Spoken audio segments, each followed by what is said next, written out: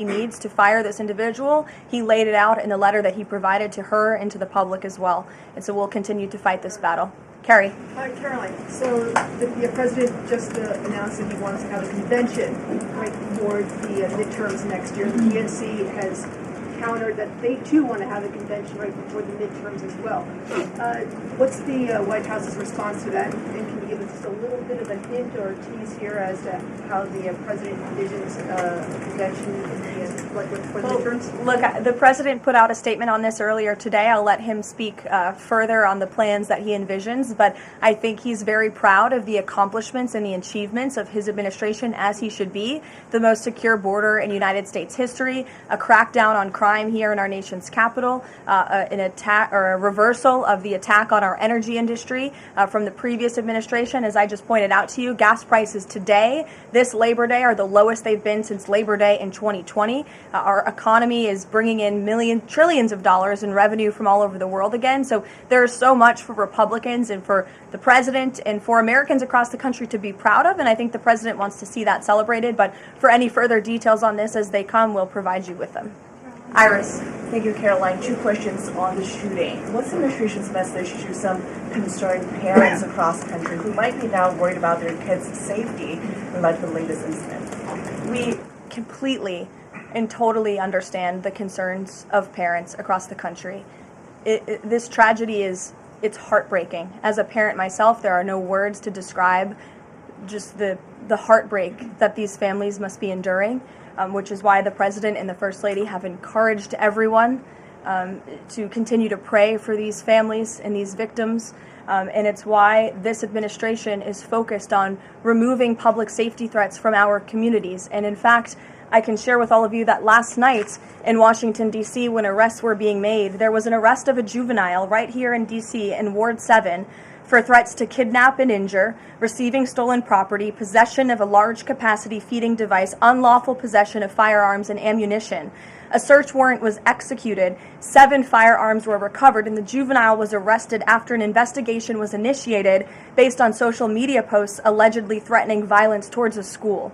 So this was a juvenile who was a risk to not just himself, but the community here in Washington, and he was removed from the community last night because of the law enforcement efforts of this administration. And I would also point to the statement of our wonderful First Lady that she released yesterday. She wrote, "The tragic mass killing in Minnesota illuminates the need for preemptive intervention in identifying school shooters. Early warning signs are often evident, with many individuals exhibiting concerning behaviors and making violent threats online prior to their actions. We encourage all Americans, as the old saying goes, if you see something, say something. If you see warning signs or threats, report it to law enforcement." This administration, federal law enforcement, will take those reports and those threats seriously. They will be treated as a law enforcement emergency, and we will act accordingly. And on the First Lady's statement, would the administration consider ramping up resources on these fronts to parents and schools across the country to help them look into these signs and prevent more tragedies? It's a very fair question, Iris. As for any potential future policy decisions or funding questions, it's just been over 24 hours since this tragedy occurred. Right now we're focused on the FBI and their investigation and uncovering all the facts, and we'll leave those very important policy discussions to another day. Thank you, Caroline. Go ahead. Megan. I had a question about the Lisa Cook lawsuit that you mentioned. Sure. Does the president plan to wait until that lawsuit is resolved to appoint her replacement? I will leave that to the president to make that decision in that announcement himself. Brian. Thank you, Caroline. 2 questions. Bouncing off the CDC, situation at CDC, I'm curious if administration officials are pushing back on the president's agenda, privately, publicly, however, should they fear to lose their jobs going forward? Look, I think if you're doing your job well, and if you are executing on the vision and the promises that the president made to the public who elected him back to this office, then you should have no fear about your job. Just do your job. That's what this president wants to see. He wants to see people solving problems. He wants to see the people who have the privilege of serving the American taxpayer and the federal government abiding by the wishes of the American taxpayers who overwhelmingly reelected him in this cabinet to make America great again, or in this case, make America healthy again. On the Intel deal, where the U.S. got a stake in that company, there's two things I want to ask about that. The first is, what did the U.S. get back in return for that deal? And the second thing is, what are the future plans for giving any form of money to another company? It could be through the CHIPS Act, like this deal, or some other form of funds. What are the plans there by this White House administration? Well, look, as you know, Brian, very well, because you cover it often, the Intel deal is still being ironed out by the Department of Commerce. The T's are still being crossed, the I's are still being dotted. It's very much still under discussion. But the president's thinking, I can share with you, is certainly to ensure that the United States government is making our country wealthy again and is benefiting from some of these deals. And it's a creative solution. I know it's outside the box thinking, which is uncommon in this city, but it's something that he proposed and something that the Secretary of Commerce is working on putting into action. Mary. Thanks, Caroline. I have a couple questions on the shooting yesterday. The first one, this is the second shooting involving a trans-identifying shooter who specifically targeted Christians and Catholic kids. What kind of consequences do the gender-affirming therapists, doctors, or even the parents of these shooters face after these types of shootings?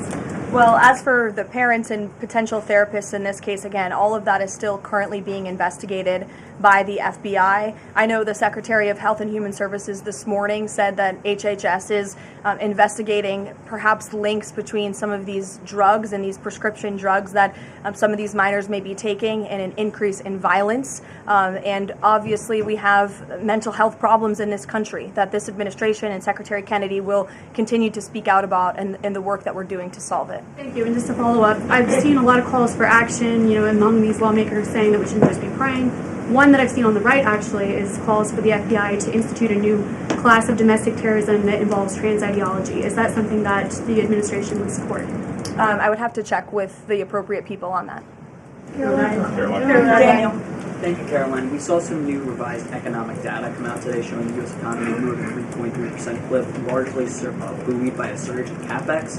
What's the White House reaction to this, and is this sort of the president's vision beginning to come to life after the Big Beautiful Bill was passed in July? Yes, I mean, look, we did say that once the Big Beautiful Bill was signed into law, we're going to see the effects of this massive pro-growth piece of legislation. As I laid out for you as we head into the Labor Day weekend, there's many positive economic indicators that the American people can be hopeful about. But don't forget, we are reversing 4 years of reckless spending from the previous administration, of slamming regulations down the throats of American business owners and consumers across the country. But the administration is working very hard to unravel all of that and to ensure that small business owners and workers are thriving and that they have more money in their own pockets to spend. Thank you. Thanks so much, Caroline. Back on the CDC, there was reporting that some of the initial problems between RFK and the CDC director stemmed from miscommunications or differences on vaccine policy. So I wonder if you could just say whether or not the president believes that the COVID vaccine should be available to and covered by insurance for all Americans, regardless of age and pre-existing conditions. What I will tell you is that the FDA recently revoked the emergency use authorizations for 3 COVID vaccinations while simultaneously greenlighting 4 new COVID-19 vaccines with 2025 and 2026 formulas.